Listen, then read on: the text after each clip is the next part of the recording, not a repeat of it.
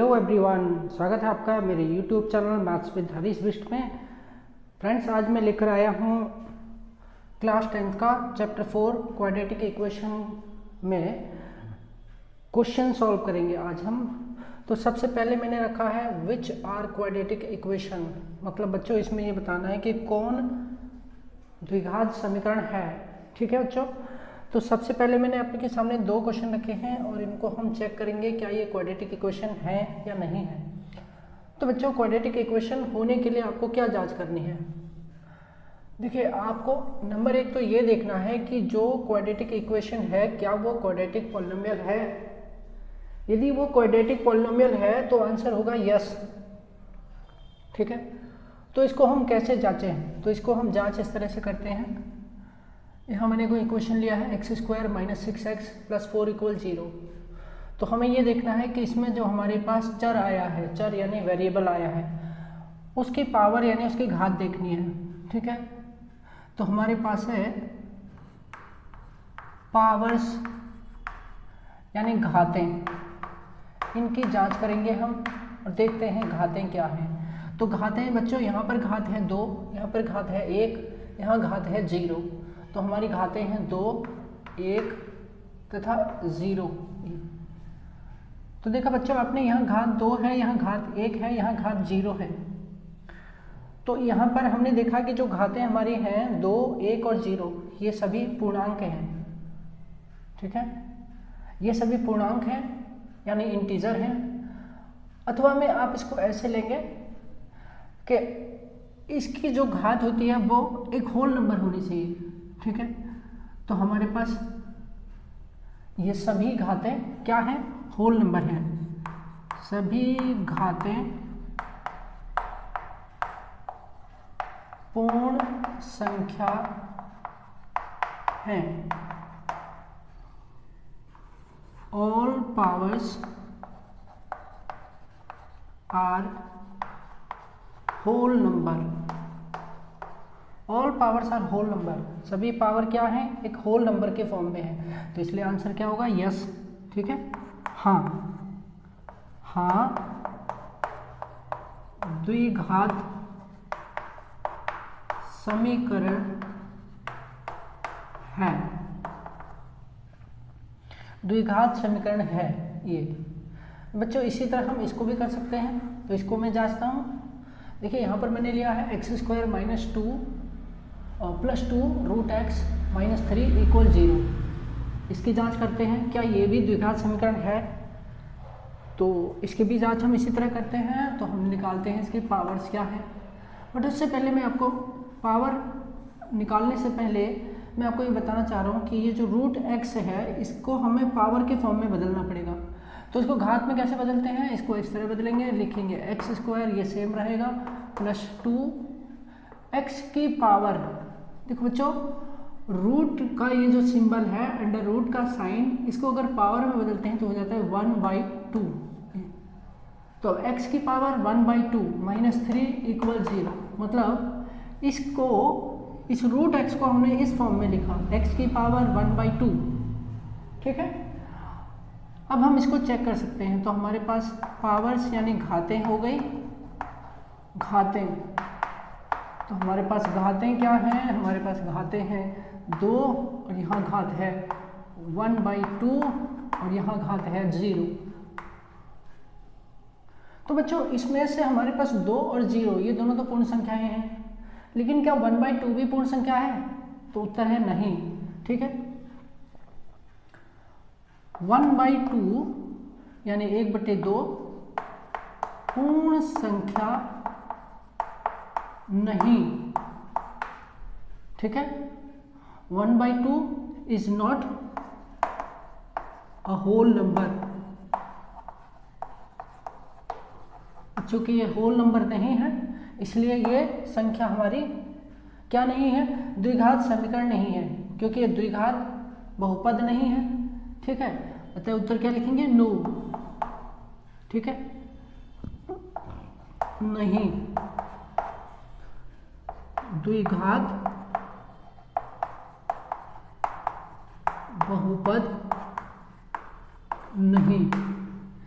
तो इस तरह बच्चों आप किसी भी सवाल को जो आपको देखने में लगता है कि वो द्विघात समीकरण है, जैसे कि ये दिख रहा है, उसकी आप जांच कर सकते हैं और ये पता लगा सकते हैं कि वास्तव में द्विघात समीकरण है या नहीं है।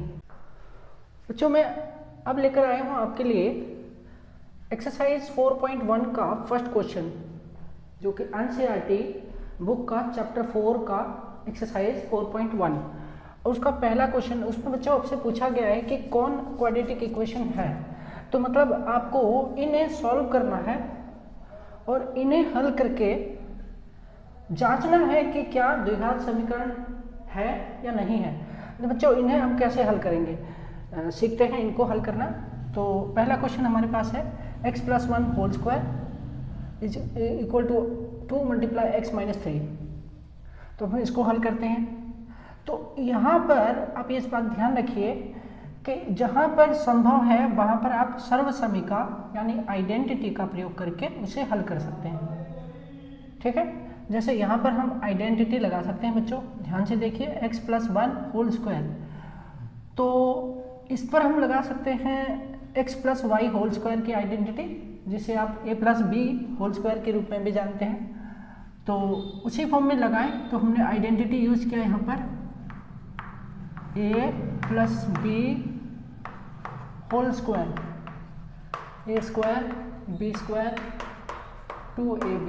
ये इस आइडेंटिटी से मैं इसको सॉल्व करता हूँ। कैसे, x को a मानकर और 1 को b मानकर। तो इसे सॉल्व करते हैं, अगले स्टेप में पहुँचते हैं इसके। तो ये जाता है x² + 1 का स्क्वायर + 2 × x × 1। बच्चों ये इसमें कन्वर्ट हो गया, इक्वल में 2 से इन दोनों को मल्टीप्लाई किया, 2 से x को मल्टीप्लाई 2x, 2 से -3 को मल्टीप्लाई। ध्यान दीजिए साइनों का भी याद रखिएगा, ये प्लस है ये माइनस है, प्लस माइनस माइनस होता है। 2 से 3 को मल्टीप्लाई किया तो -6 आ गया। अब इसको हल करें तो ये हो गया हमारे पास x²। 1 का स्क्वायर आपको पता है, 1 का स्क्वायर मतलब 1 × 1 तो कितना आएगा, 1 आएगा।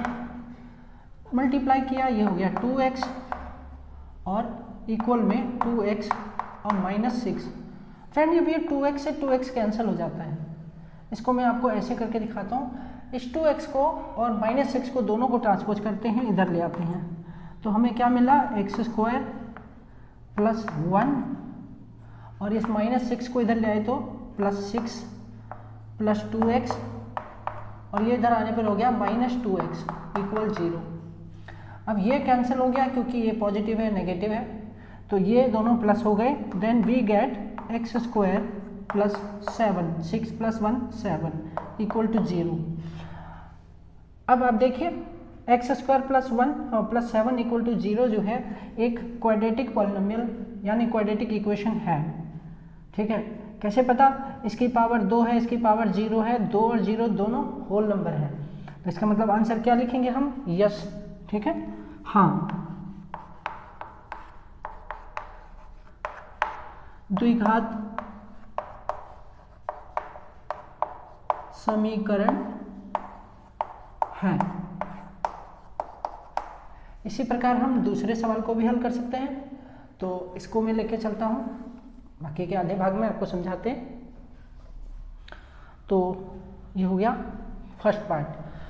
अब यहाँ पर क्या है बच्चों, यहाँ पर अगर आप देखें x² - 2x = -2 × 3 - x है। अब यहाँ पर तो हम कोई आइडेंटिटी यूज नहीं कर सकते ना किसी को भी सॉल्व करने के लिए। तो यहाँ पर हमें क्या करना होगा, मल्टीप्लाई करना होगा। x² सिमिलर रहेगा -2x, -2 से मल्टीप्लाई किया तो -6, 2 × 3 = 6। ये प्लस माइनस का ध्यान रखिए, माइनस और माइनस प्लस 2x।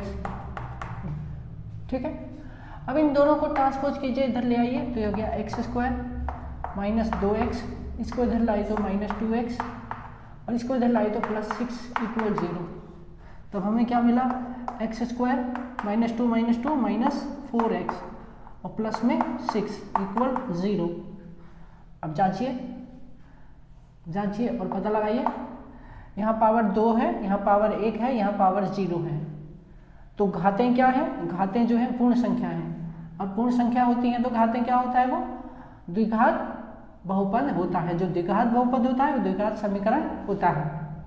ठीक है, तो उत्तर क्या होगा? हाँ, यस।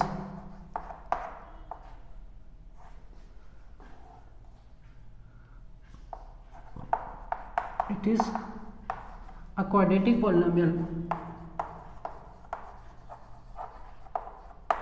Quadratic equation. इस तरह से आप प्रश्न का जवाब दे सकते हैं। क्वेश्चन नंबर 3 और क्वेश्चन नंबर 8 ये मैंने लिया है, और आपके लिए 4.1 का क्वेश्चन नंबर 1 का 3rd पार्ट और 8th पार्ट। ठीक है, बाकी के पार्ट अब इनके तर्ज पर, इनके आधार पर कर सकते हैं। इसे हम सॉल्व करते हैं। आप देख रहे हैं यहाँ पर क्या है, एक बाइनोमियल दूसरा बाइनोमियल, फिर एक बाइनोमियल दूसरा बाइनोमियल। ठीक है, अर्थात एक द्विपद फिर एक द्विपद, मल्टीप्लाई करना है दोनों को। तो इसको देखिए कैसे करें। तो x से x को गुणा कीजिए, x गुणा x, फिर x से 1 को। अर्थात बच्चों ये एक द्विपद है, तो इन दो पदों से बारी बारी इन दोनों को गुणा करना है। इसी प्रकार इन दोनों पदों से बारी बारी इन दोनों को गुणा करना है। ठीक है, तो हम इसे हल करते हैं। तो क्या आता है हमारे पास, x से मल्टीप्लाई किया x को तो आया x², x से 1 को किया तो प्लस x, -2 से x को किया -2x, -2 से +1 को किया -2। इसी प्रकार यहाँ पर x से x को किया x², x से +3 को किया 3x, -1 से इसको किया -x, -1 से +3 को किया -3। इस तरह से। अभी बच्चों आपको एक चीज़ और बताऊं मैं, ये है इक्वल, इक्वल के राइट साइड में x² है, लेफ्ट साइड में भी x² है, दोनों के साइन सेम है, ये प्लस का ये भी प्लस का।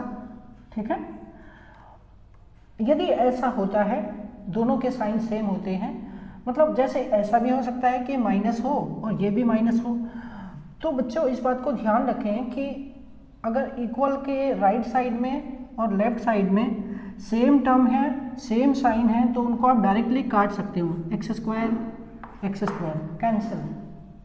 देखिए अगर आप इसको इधर ले आते हैं तो ये प्लस से माइनस हो जाएगा, तब भी ये कटेगा, तो क्यों ना हम इसको पहले ही काट दें। तो अब काटने के बाद हमारा सवाल और इजी हो जाता है, स्टेप कम हो जाते हैं। -2x प्लस x घटाया तो क्या बचा, -x बचा। ठीक है, -2, और यहाँ पर हमने इसको सॉल्व कर लिया तो क्या मिला, 3x प्लस का और ये माइनस का, तो क्या बचा 2x प्लस का और -3। अब इन दोनों को ट्रांसपोज करिए, दोनों को इधर ले आइए, तो क्या मिलेगा हमें, -x -2x -2 + 3 = 0। अब -2 और -2x और -x कितना हो जाएगा, -3x, और 3 में से 2 माइनस कर दिया, 3 में से 2 माइनस कर दिया तो +1 बचा = 0। तो बच्चों ये है अब आपके सामने। अब आप देख रहे हो यहाँ पर जो पावर है हमारी, यहाँ पावर 1 है, यहाँ पावर 0 है। ठीक है, तो क्या ये द्विघात बहुपद है, जवाब है नहीं, द्विघात बहुपद नहीं है। ठीक है, इसकी जो पावर या डिग्री जो है वो 2 नहीं है। ठीक है, हाईएस्ट पावर क्या होनी चाहिए, 2 होनी चाहिए। ठीक है, तो इसलिए इसका जवाब क्या होगा, नो। ठीक है, नो अर्थात नहीं, द्विघात समीकरण नहीं।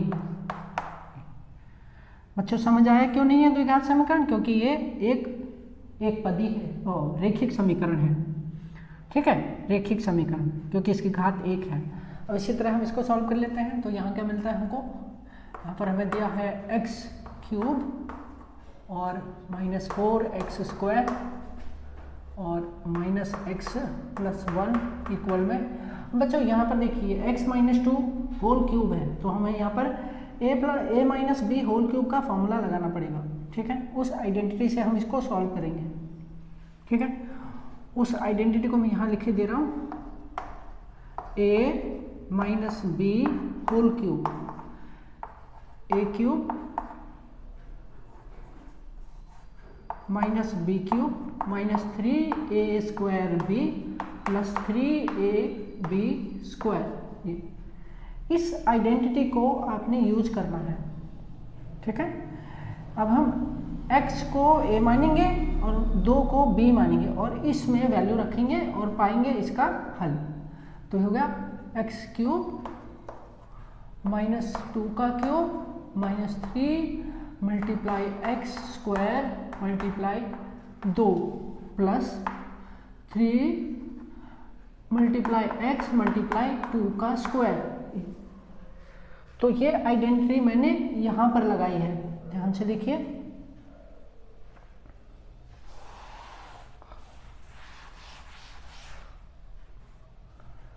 अब मैं इसको अगले स्टेप में लेके जाता हूँ।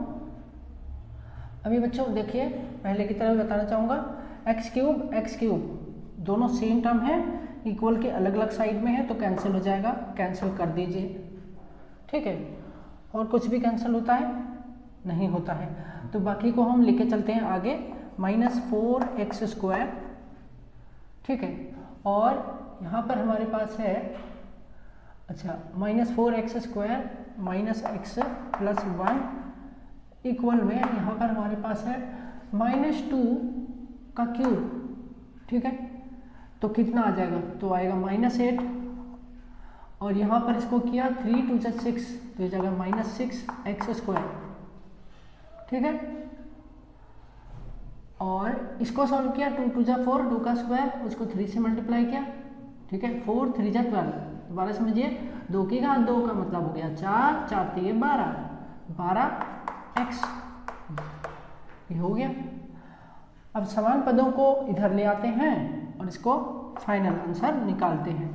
माइनस 4x स्क्वायर, इसको इधर लाइए plus 6x square minus x, इसको इधर लाए माइनस 12x प्लस में 1 और माइनस का प्लस हो गया 8, ये माइनस 8 प्लस 8 हो गया।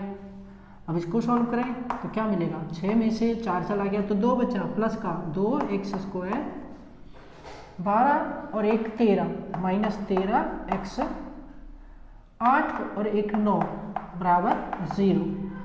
अब देखें घात यहाँ पर 2 है, यहाँ पर 1 है, यहाँ 0 है, ठीक है। पूर्ण संख्याएं हैं और सबसे बड़ी घात 2 है, इसलिए आंसर क्या होगा, यस, हाँ।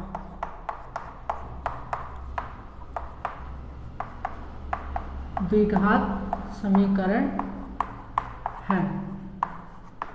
इस प्रकार से आप 4.1 का फर्स्ट क्वेश्चन सॉल्व कर सकते हैं। इन्हीं की तर्ज पर, इन्हीं के बेस पर आप अन्य प्रश्नों का हल इसी तरह निकाल सकते हैं।